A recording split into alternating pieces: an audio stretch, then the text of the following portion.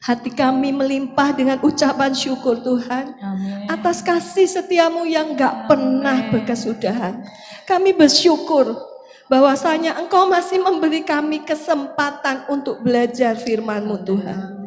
Berbicaralah Tuhan lewat hamba-Mu, kuasai pikiran, hati dan hamba-Mu, kuasai bibir hamba-Mu Tuhan, akan apa yang hamba sampaikan murni berasal daripada-Mu Tuhan. Amin. Dan kami percaya Tuhan, firman-Mu itulah yang kami perlukan. Amin. Untuk mengajar kami, untuk menyatakan kesalahan kami, memperbaiki kelakuan kami Tuhan, serta mendidik kami, semuanya dalam ranah kebenaran-Mu Tuhan. Amin. Kami mau siapkan telinga kami, pikiran dan hati kami Tuhan untuk menerima kebenaran firman-Mu. Terima kasih Bapa. Di dalam nama Tuhan Yesus kami sudah berdoa dan menerima semuanya dengan ucapan syukur. Mari kita yang siap menerima kebenaran firman Tuhan kita katakan sama-sama. Amin. Shalom, selamat pagi Bapak Ibu, Saudara dan Saudari sekalian. Terima kasih pada Pak Trisno yang sudah memberi kesempatan kepada saya untuk melayani di tempat ini. Nah, pagi hari ini sharing saya berjudul Awaken Mentality in Christ ya. Apa sih awaken mentality itu? Ada yang sudah pernah dengar? Kalau kita lihat di akhir-akhir ini banyak semuanya membicarakan tentang mental health ya. Bagaimana mental kita. Nah, awaken mentality ini diterjemahkan bebas sebagai mental yang terbangun. Mental yang terbangun itu apa sih? Perubahan dari cara berpikir yang berkaitan dengan kebangkitan spiritual kita, kebangkitan dari kemandekan. Nah, sehingga untuk apa? Gunanya untuk apa? Kita hidupnya bukan baik-baik saja, bukan hanya yang pokoknya rutinitas ibadah. Oh ya, aku orang Kristen, aku harus ibadah. Bukan yang rutinitas, tapi lebih dalam lagi. Kalau kita lihat, ada sesuatu kesadaran, ada clue-nya. Dalam arti kata bukan hanya permukaannya saja, tetapi mencari yang lebih dalam lagi dalam kehidupan kita. Ya.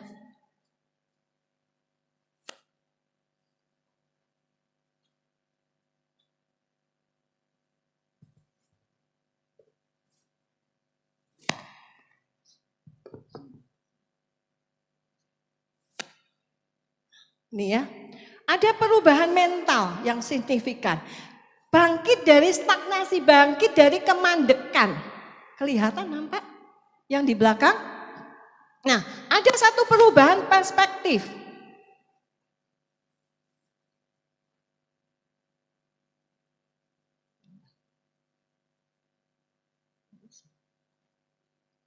Nah, ya.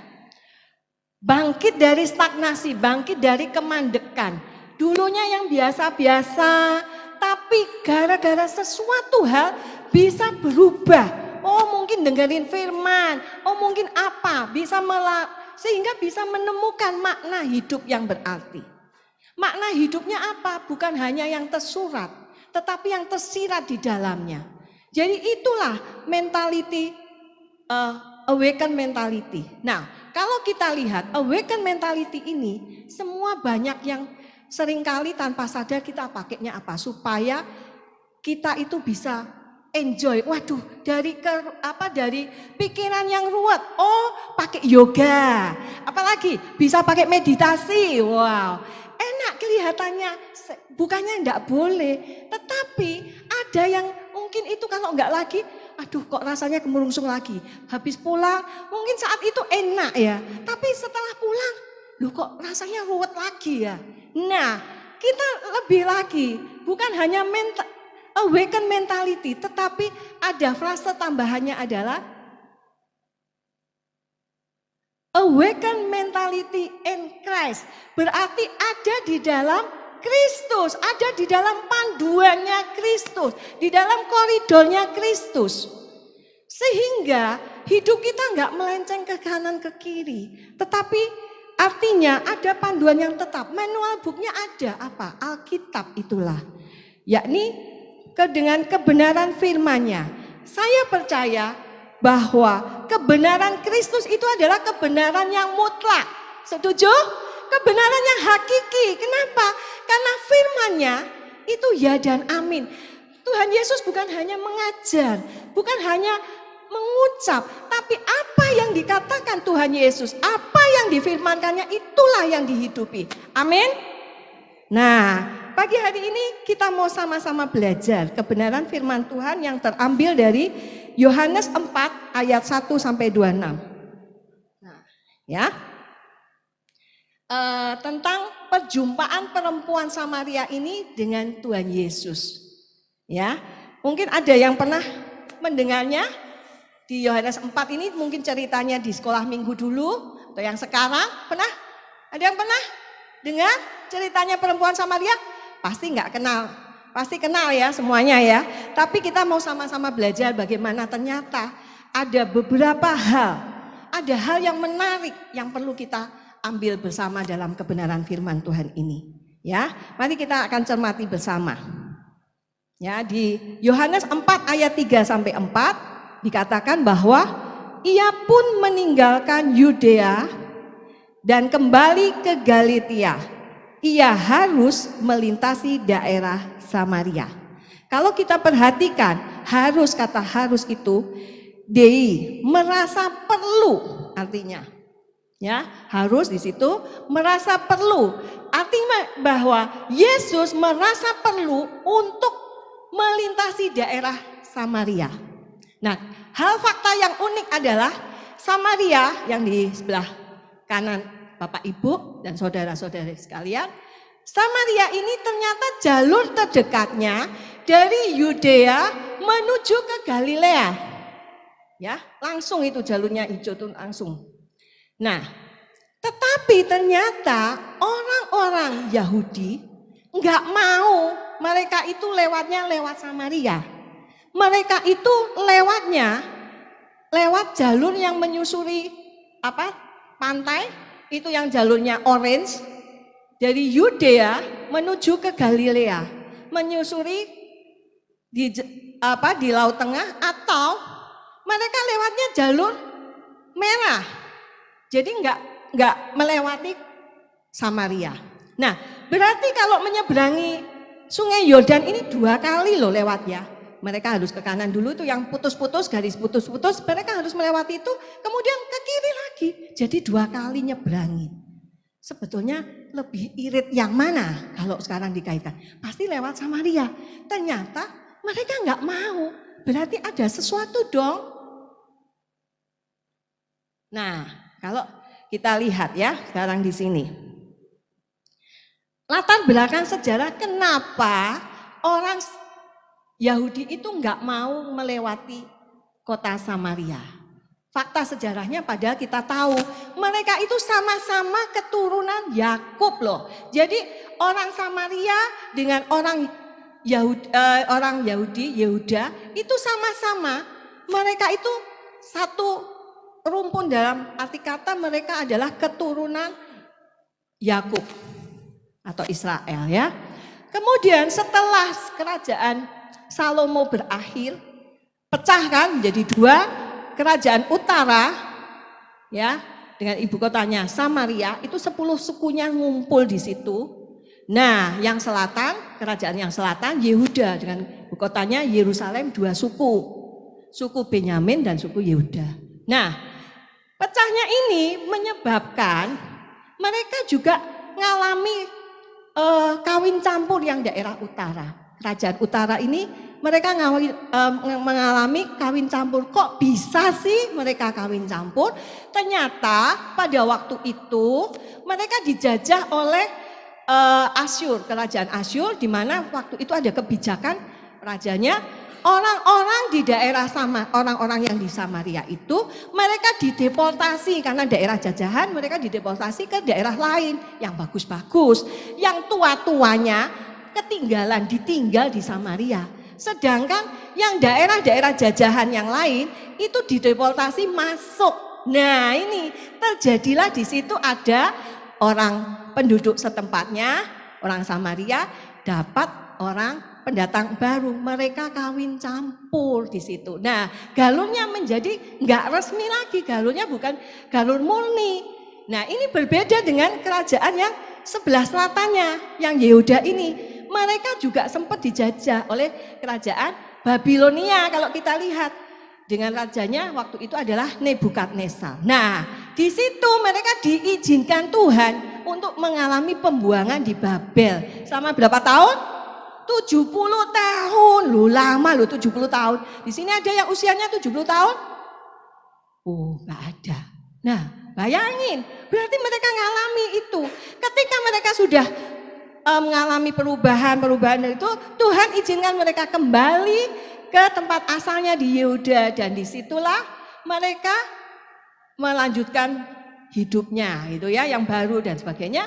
Dan di situ berarti masih galur resmi. Nah, Tuhan Yesus dari yang sebelah selatan ini. Nah, itulah sebabnya kenapa terjadi ketidakrukunan mereka. Orang-orang di Yehuda ini menganggap bahwa orang Samaria itu orang kafir. Tidak seperti mereka sendiri. Nah, mereka nggak rukun itu cenderung untuk bermusuhan. Selain itu, kepercayaan mereka juga berbeda. Orang-orang Samaria menyembahnya di gunung Gerizim, sedangkan orang-orang Yehuda di Yerusalem. Selain itu, ada lagi faktanya. Ternyata orang-orang Samaria ini, mereka itu hanya percaya, sama-sama menyembahnya Yahweh. Tapi mereka itu percaya hanya pada kitab-kitab Pentateuch. Tempatnya Tauratnya 5 kitabnya Musa. Mereka nggak percaya sama nabi-nabi. Sedangkan kalau yang di selatan ini, kerajaan selatan, mereka percaya. Nah, terjadilah perbedaan-perbedaan itu sehingga membuat orang Yahudi tidak bergaul dengan orang Samaria. Kita bacanya di ayat 9. Ya. Di situ ada kata-kata sebab orang Yahudi tidak bergaul dengan orang Samaria. Itu yang penyebabnya. Nah, faktanya sekarang Yesus datang ya di Yohanes 4 ayat 5 sampai 8. Jadi pertemuan Yesus dengan perempuan Samaria itu sengaja, bukan kebetulan, tapi Yesus sengaja untuk menjumpai perempuan Samaria itu dengan maksud apa? Dengan maksud tertentu tentunya, bahwa supaya perempuan Samaria ini mengenal dirinya. Ya. Jadi jam 12 siang Yesus menjumpai perempuan Samaria di tepi sumur ya. Di siang hari bolong, saat matahari itu ngat-ngatnya panasnya. Ya. Nah, perjumpaan dengan perempuan Samaria ini bagi orang-orang Yahudi adalah perempuan yang tersisihkan. Ya. Kenapa? Karena perempuan Samaria ini memang betul-betul enggak disukai orang-orang di situ. Nah, kalau kita lihat Yesus kenapa kok sengaja menjumpai perempuan Samaria dan bahkan minta minum. Dikatakan bahwa di ayat yang keempat, ia harus melintasi daerah Samaria, maka sampailah ia ke sebuah kota Samaria yang bernama Sikhar, dekat tanah yang diberikan Yakub dahulu kepada anaknya. Di situ terdapat sumur Yakub.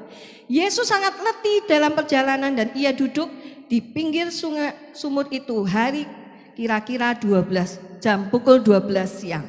Nah, maka datanglah seorang perempuan Samaria hendak menimba air. Kata Yesus kepadanya, berilah aku minum. Nah, orang Samaria ini melihat Yesus itu kan orang asing, orang Yahudi, kok mau loh minta minum. Bagi mereka kan biasa berhubungan. Nah, kenapa perempuan Samaria ini menganggap seperti itu? Dia nggak kenal Yesus itu siapa, dia boro-boro kenal. Nah, Tuhan Yesus itu datang untuk menjumpai perempuan Samaria itu sebetulnya untuk supaya tidak terjadi pemisahan yang dulunya tersisihkan. Dia mau gandeng, dia mau memberikan keselamatan buatnya. Nah, bagaimana dengan gereja Tuhan? Seringkali masih terjadi sekat-sekat antara gereja A, gereja B, ya kan? Masih, aku enggak, Padahal di surga loh nggak ada. Bapak Ibu, nggak ada loh pemisahan. Ini yang gereja A, deretan sebelah sini, ini yang deretan sini, nggak ada. Nah itu Tuhan tuh sebetulnya pengennya kita bersatu, antar gereja itu terjadi persatuan. Nggak ada lagi sekat-sekat. Kenapa? Karena Tuhan Yesus pernah memberikan perintah, pergilah dan jadikan semua bangsa. Nah itu, nggak ada muridnya gereja A, gereja B, nggak ada. Tuhan mau kita bersatu. Karena murid-murid itu harus bersatu. Seperti doanya Yesus ketika berkata bahwa supaya mereka menjadi satu sama seperti engkau ya Bapa. Di dalam aku dan aku di dalam engkau.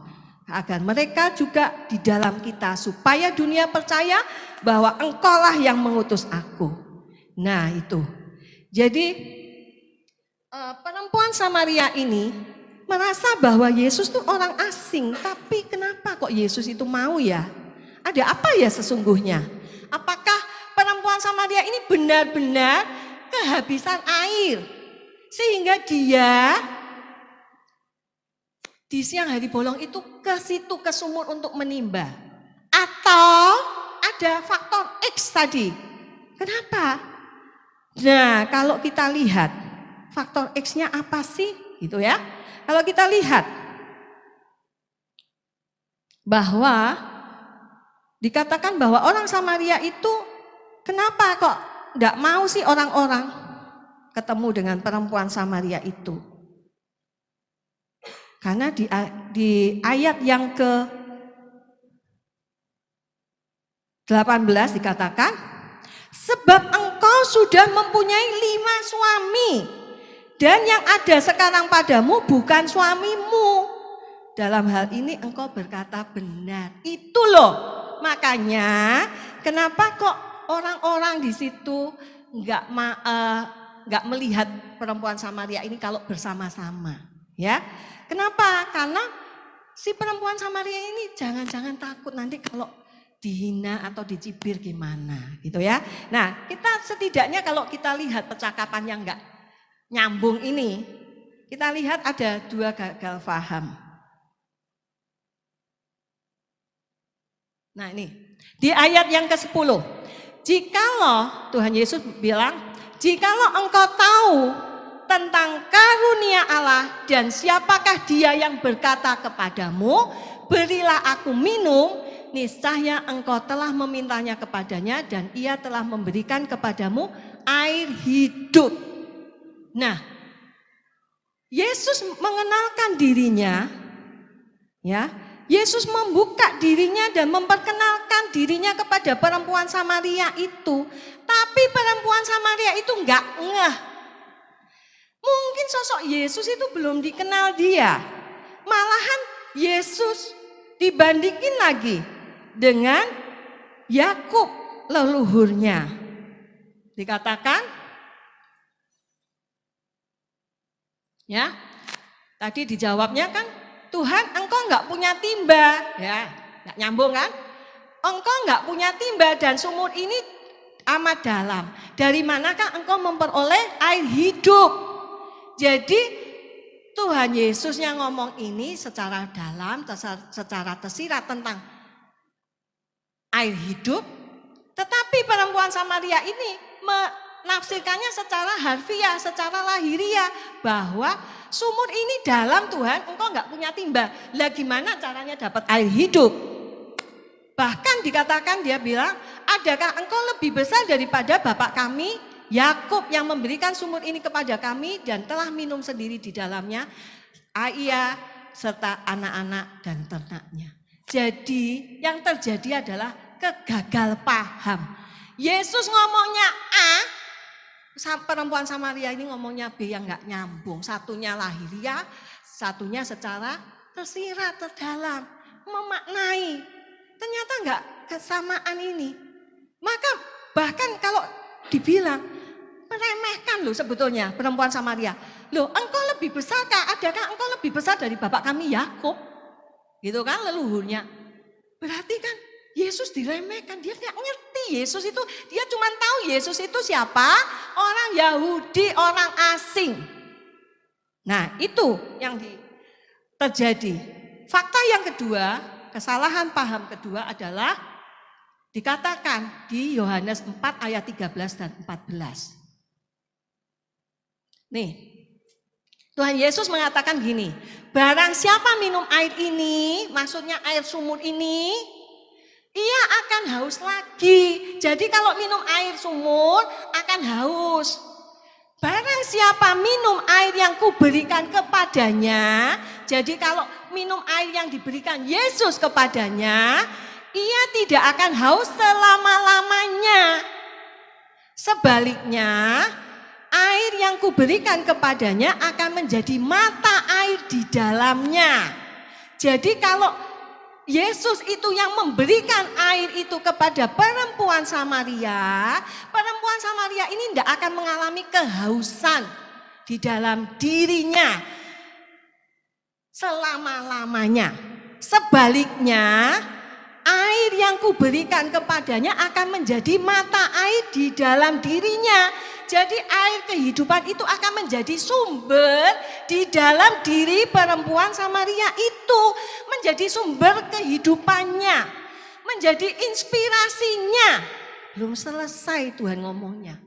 Yang terus-menerus memancarkan sampai hidup yang kekal. Jadi kalau ada Kristus di dalam perempuan Samaria itu, karena ada Kristus maka akan mengalirkan, terus-menerus memancarkan kehidupan Kristus di dalam sampai dengan kehidupan kekal. Itu yang dimaui oleh Tuhan Yesus kepada perempuan Samaria. Tapi ternyata masih enggak ngeh. Dikatakan perempuan Samaria ini bilang, kata perempuan itu kepadanya, Tuhan berikan aku air itu supaya aku enggak haus. Enggak usah datang lagi ke sini untuk menimba air. Loh, gagal paham kan saudara? Benar enggak? Iya. Kenapa? Ya, kalau kita lihat, mungkin perempuan ini, mikirnya si perempuan ini. Enak ya kalau di rumahku tuh ada air yang terus menerus. Nah, jangan-jangan ini idenya PDAM loh ya. Ya kan? PDAM itu, jadi kalau dibuka kerannya bisa dapat air lagi gitu kan. Nggak usah nimba ke sumur. Ya, nggak usah ke sumur lagi, nggak usah repot-repot. Ya, ketemu perempuan yang nyinyir-nyinyir gitu kan. Yang suka bilang perempuan-perempuan rempong ini yang suka menyindir. Hei, itu lihat. Di itu loh perempuan itu. Mungkin pertama kalinya dia kali itu ya datang pagi itu ya. Lihat itu istrinya siapa itu? Itu suami istrinya siapa itu? Yang ini. Nanti lain kali ganti lagi dengan yang laki-laki lain lagi. Wow, dia omongin ya. Nah, kalau kita lihat ya, ada apa di balik itu? Kenapa omongan perempuan Samaria dan Yesus ini enggak nyambung? Gagal paham gitu ya istilahnya ya. Kenapa? Karena ada dosa, ada selubung dosa yang menghalangi komunikasi perempuan Samaria dengan Tuhan Yesus. Ya, Tuhan itu kudus. Maka hanya orang yang bersih tangannya.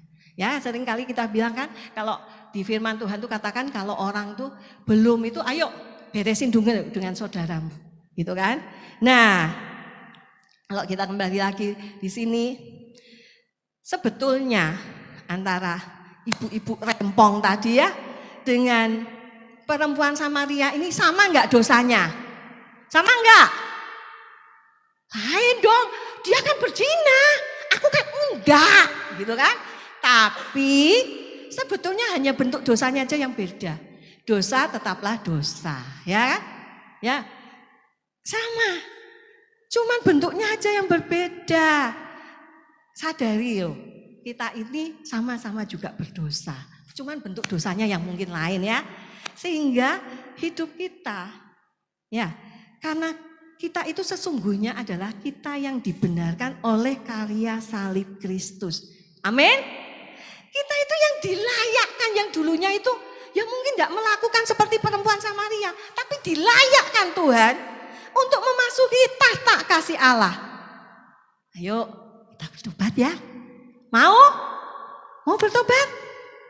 Iya, dari dosa-dosa kita. Nah, di sini loh, gereja di sini itu bukan showroom, ya kan? Bukan gereja ini, gereja-gereja pun juga bukan showroom tempat mobil yang mulus-mulus, orang-orang yang suci-suci hatinya semua.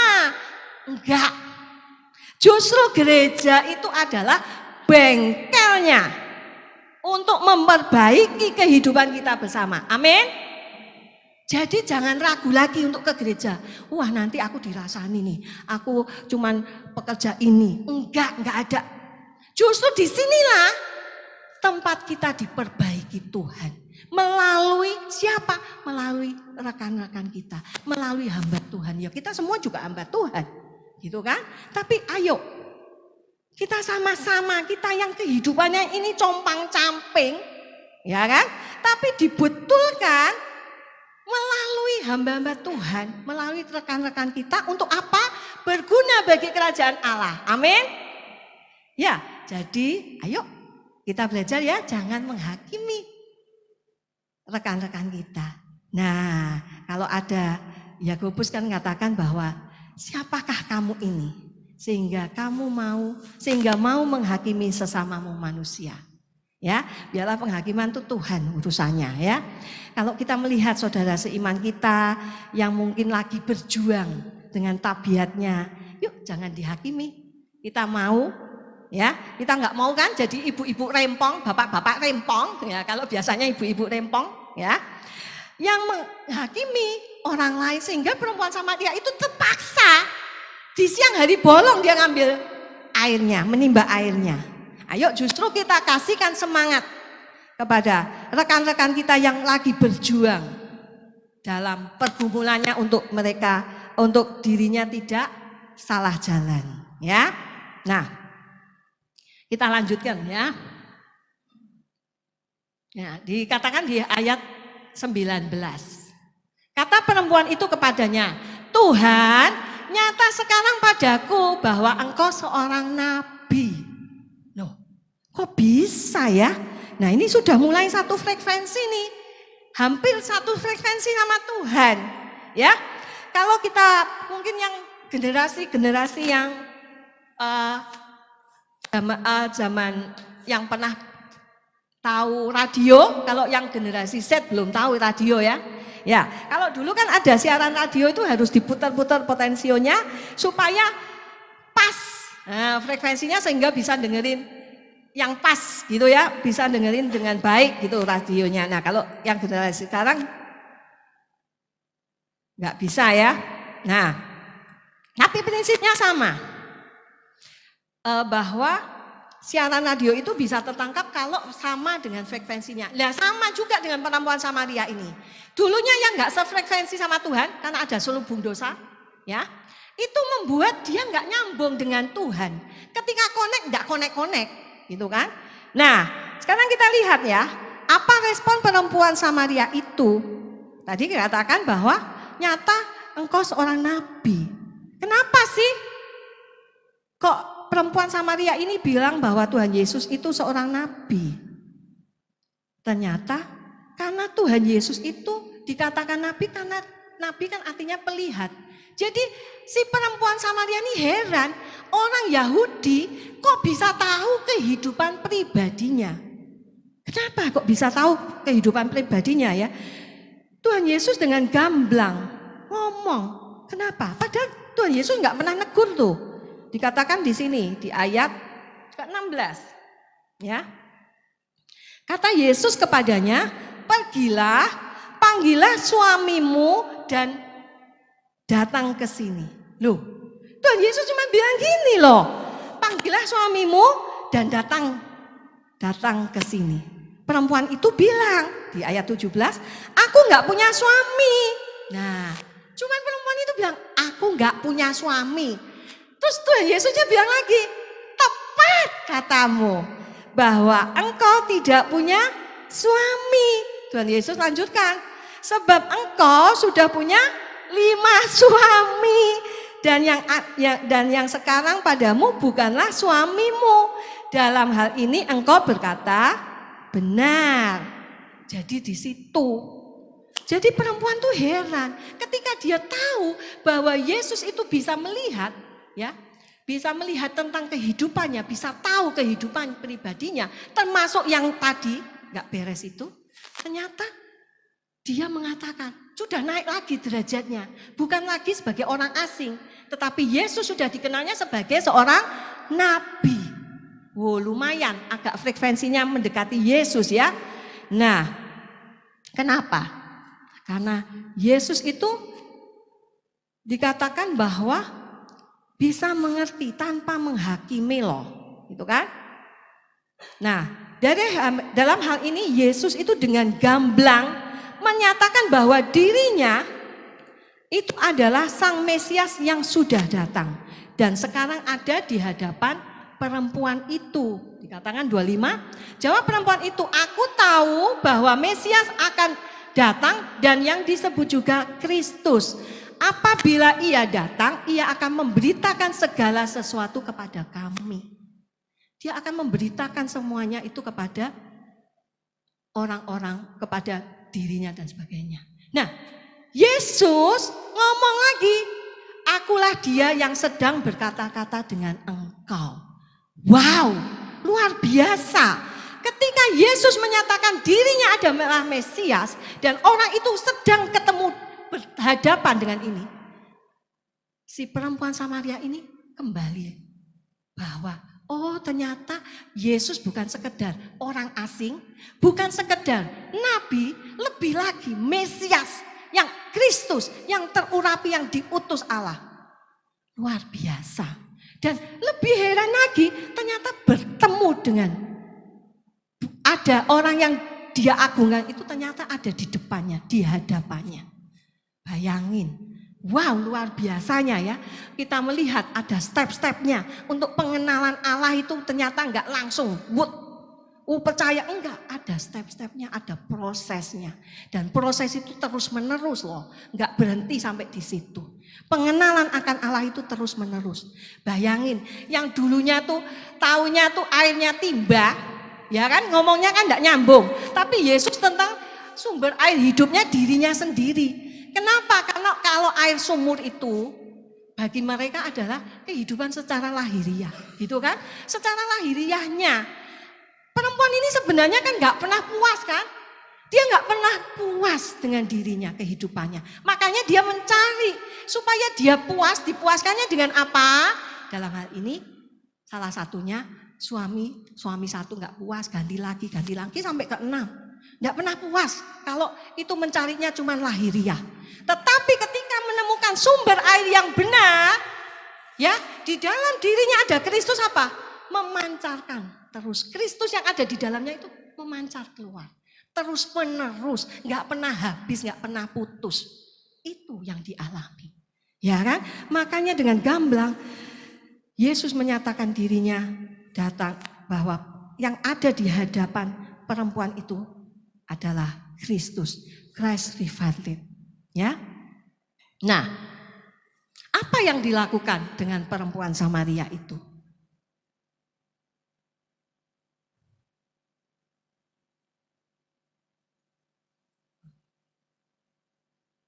Minta tolong. Nah, ini ya. Apa yang dilakukannya di ayat ke-28? Maka perempuan itu meninggalkan tempayannya, tempatnya penghidupannya, tempatnya yang dia tujuannya ke situ kan ngambil air sih. Gitu kan? Dia letakkan, dia tinggalkan. Kemana dia? Pergi ke kota. Karena ini gak penting lagi. Air di tempayan itu gak penting baginya. Ada yang lebih penting lagi dari segala penghidupannya. Siapakah? Dia mau memberitakan kepada orang-orang di kotanya. Ya, lalu pergi ke kota dan berkata kepada orang-orang yang di situ, mari lihat, di sana ada orang yang mengatakan kepadaku segala sesuatu yang telah kuperbuat. Mungkinkah dia Kristus itu? Ya. Lalu apa yang terjadi? Maka mereka pun pergi keluar kota dan datang kepada Yesus. Dahsyat, ya. Ketika si perempuan itu mengalami perubahan, awaken mentality, perubahan yang dulunya dianya menjadi cemoohnya orang-orang, dianya merasa malu karena ada dosa yang menyelubungi. Tetapi ketika dia bertemu Yesus, dia mengalami paradigma yang berubah. Dia mengalami sesuatu yang luar biasa. Betapa luar biasanya kalau kita mengalami perjumpaan dengan Yesus. Sama seperti perempuan Samaria ini. Dia ketika mengalami perjumpaan dengan Yesus yang baginya tak pernah dipikirkannya. Maka dia bisa mengerti tentang segala sesuatunya. Apa yang terjadi, saudara? Baginya gak penting dengan tempayan itu. Baginya yang lebih penting lagi adalah memberitakan firman Tuhan. Itu yang lebih penting. Dia enggak lagi ketika orang itu menginjil, enggak lagi malu dengan dosa-dosanya. Karena dosanya sudah dibebaskan Kristus. Amin. Apa yang dikatakan? Dia mau orang-orang, bukan hanya diriku yang kenal Kristus, tapi dia mau orang-orang Samaria pun mengenal Kristus dengan baik. Itu yang dilakukannya. Ya. Dan ayat selanjutnya dikatakan di ayat 42. Kata orang-orang itu, kami percaya tetapi bukan karena apa yang kau katakan. Bukan karena perempuan Samaria ini mengatakannya. Sebab kami sendiri telah mendengar dia. Dan kami tahu bahwa dialah benar-benar juru selamat dunia. Amin. Jadi ternyata perempuan Samaria ini mengalami Kristus itu enggak langsung serta-merta berubah. Yang dulunya dia enggak pernah sadari, hidupnya terus-menerus setiap siang dia ngambil air, nanti dia pergi diam-diam. Lagi mungkin itu sudah bertahun-tahun kali. Karena dia menemukan bahwa dia malu. Tetapi sesuatu terjadi dengan kehidupannya. Ketika Yesus menemuinya, minta minum dari perempuan Samaria ini, orang yang tidak dikenalnya. Gitu kan? Yesus mau, Yesus yang menyatakan dirinya dulu. Ya, apa? Terjadi perubahan. Yang dulunya adalah Yesus sebagai orang Yahudi, orang asing. Tetapi dengan perjumpaan dengan Yesus, dia mengalami perubahan paradigmanya. Enggak lagi dengan caranya yang lama, tetapi ada perubahan di dalamnya. Dia mengerti, oh Yesus itu seorang nabi, pelihat yang bisa mengerti tentang kehidupan pribadinya termasuk dosanya. Dan ketika itu dia terus lagi mengalami perubahan lagi. Cara berpikirnya, Yesusnya ini bukan sekedar nabi, tetapi Mesias. Dan ketika dia meninggalkan tempayannya menjumpai orang-orang di sana, perubahan lagi. Bukan hanya Mesias, tetapi juru selamat dunia. Juru selamatnya kita juga. Dan ketika kita ada perubahan itu ternyata menjadikan bukan hanya paradigma, tapi juga kebenaran itu dinyatakan Tuhan. Ya, kalau kita lihat waktu itu perempuan Samaria itu tanya, kami menyembahnya di gunung Gerizim. Kalau orang itu dari Yuda itu ya orang Yahudi menyembahnya di Yerusalem. Mana yang benar, gitu kan? Jadi ada perubahan, bukan hanya paradigma, tapi pengenalannya dia tambah tahu. Dikatakan Tuhan Yesus di ayat yang ke-23 dan 24, penyembahan yang benar itu tidak terikat oleh tempat tertentu. Bukan di Samaria, bukan tempatnya di Yerusalem, tetapi tidak mengenal tempat. Mau di gereja A, di gereja B, mau di sini, mau di rumah, di mana, di kamar mandi, di WC, itu Tuhan hadir. Ya kan? Dinyatakan bahwa bukan karena tempat, bukan karena ritual lahiriah, tetapi menyembah dalam roh dan kebenaran. Amin. Di 23 dan 24 ya dikatakan gini. Tetapi saatnya akan datang dan sudah tiba sekarang penyembah-penyembah yang benar. Penyembah-penyembah benar akan menyembah Bapa dalam roh dan kebenaran. Sebab Bapa menghendaki penyembah-penyembah demikian. Allah itu roh. Dan barang siapa yang menyembah dia, maka dia harus menyembahnya dalam roh dan kebenaran. Menyembah dalam roh karena kita manusia roh. Roh menyentuh roh. Terjadi transformasi hati. Nah dari situ ada perubahan paradigma itu. Kita menyembahnya juga dalam kebenaran. Bukan kebenarannya siapa, kebenaran yang hakiki. Kebenaran dalam Kristus, kebenaran yang mutlak. Bagaimana? Harus mengenalnya sama seperti perempuan Samaria. Ternyata perempuan Samaria ini bukan hanya berhenti sampai di kota Samaria saja loh. Ya. Nah, saya undang pemuji dan pemusik serta singer, silahkan naik ke mimbar. Ya. Apa yang terjadi saudara? Awaken mentality ini diawali dengan kehadiran Kristus yang disadari oleh perempuan Samaria. Ketika kehadiran Kristus itu enggak disadari oleh perempuan Samaria, enggak terjadi apa-apa. Betul? Kesadaran Kristus itu akan kehadiran Kristus bisa terjadi kalau kita itu sadar, baru terjadi perubahan.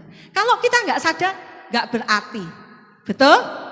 Nah, berikutnya, awaken mentality itu dari perempuan Samaria itu didasari oleh penerimaan Kristus yang menerima apa adanya dari perempuan Samaria itu. Kristus, Yesus dalam hal ini tidak pernah menegur loh. Dia nggak bilang perempuan Samaria kamu perempuan yang berzina, nggak ada kata-kata itu.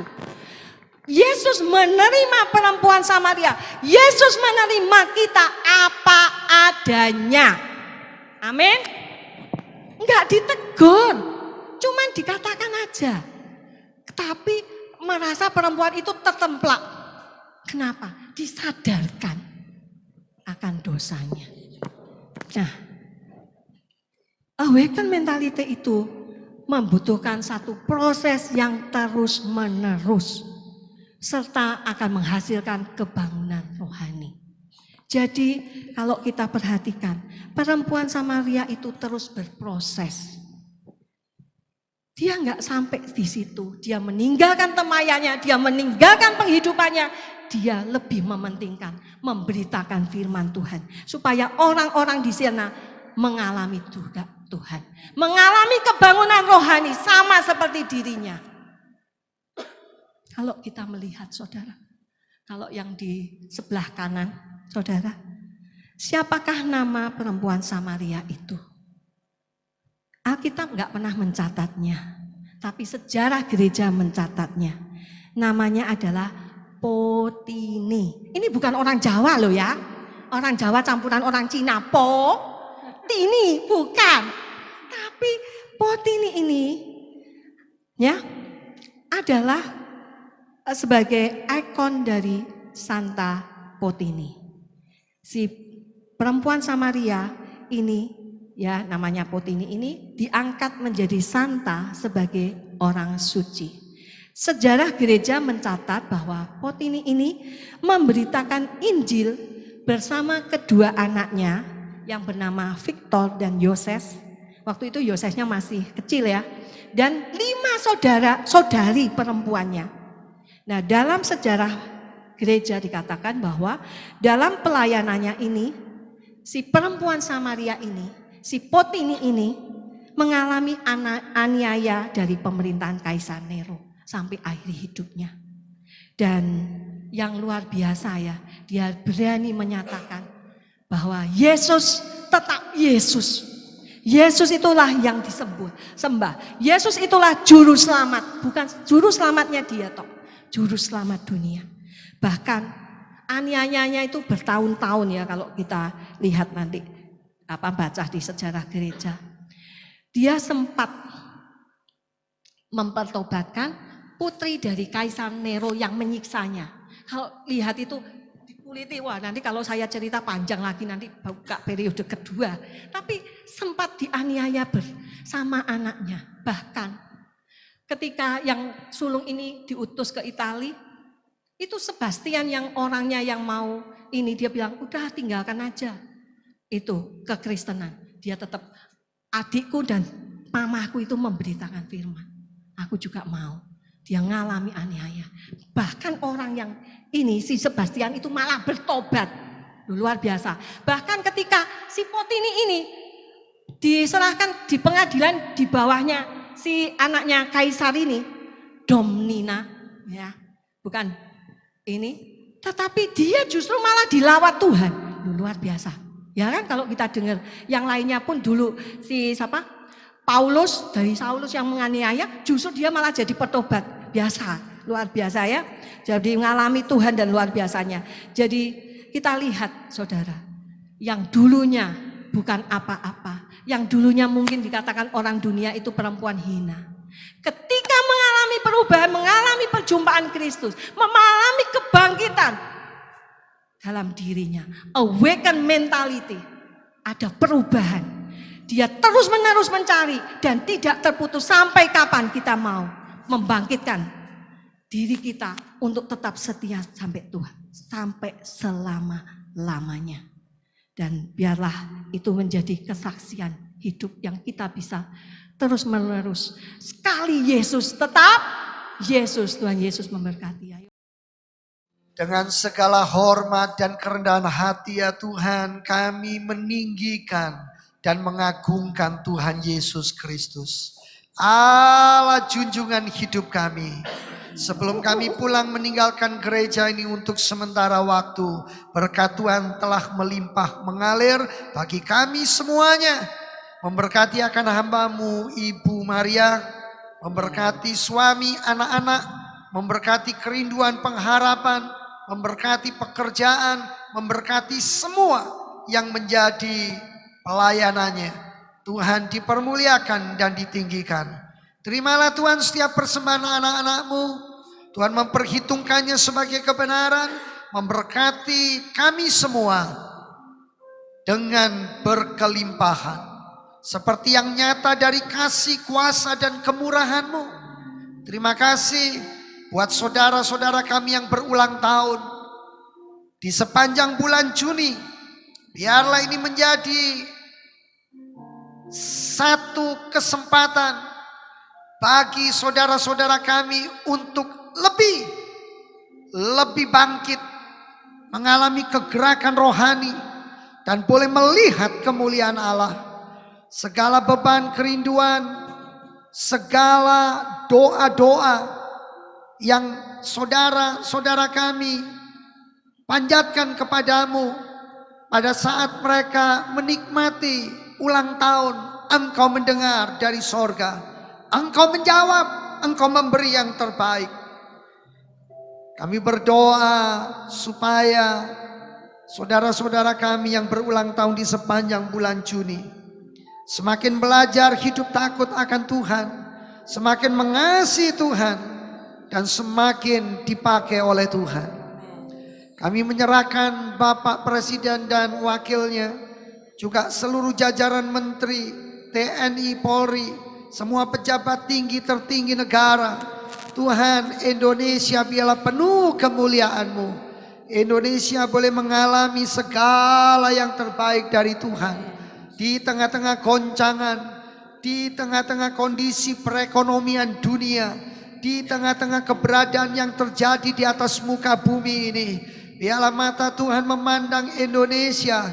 Indonesia juga menjadi biji mata Tuhan. Indonesia akan dilawat oleh Tuhan, dan Indonesia mengalami hujan keselamatan, hujan pertobatan, hujan kuasa dan hadirat Tuhan yang luar biasa.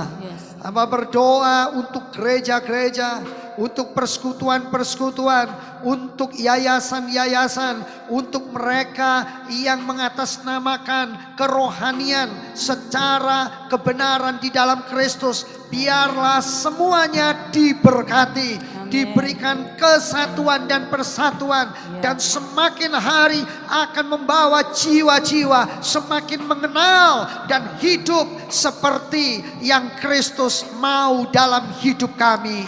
Oh, terima kasih Bapa di sorga, terima kasih. Terima kasih buat lawatan Tuhan, buat hadirat Tuhan, buat segala yang terbaik dalam kehidupan kami. Kami boleh semakin mencari Tuhan, kami boleh semakin didapati berkenan di hadapan Tuhan, semakin mengenal Allah, mengenal Tritunggal yang hidup. Kami berdoa bagi semua partner-partner pelayanan. Kami berdoa bagi saudara-saudara kami yang tidak bisa hadir, yang karena satu dan lain hal, dimanapun mereka berada, beliau saat ini berada, tangan kasih dan kemurahan Tuhan menjangkau, menyertai dan memimpin mereka semuanya. Bapa, terima kasih. Sidang jemaat yang dikasihi Tuhan, angkatlah kedua belah tanganmu, arahkan pandanganmu kepada sorga sebelum kau pulang. Terimalah berkat dari Allah Bapa yang akan memelihara, menyertai engkau. Kasih karunia, pertolongan, pengampunan, kesembuhan, pemulihan di dalam Tuhan Yesus Kristus. Dan persekutuan dalam Allah Roh Kudus yang akan memberikan nasihat, penghiburan, pembelaan selama-lamanya di dalam hidupmu. Terimalah dalam nama Tuhan Yesus dan pulanglah, jadilah engkau berkat. Terima kasih, puji Tuhan, amin. Selamat pulang, selamat hari Minggu, Tuhan Yesus memberkati.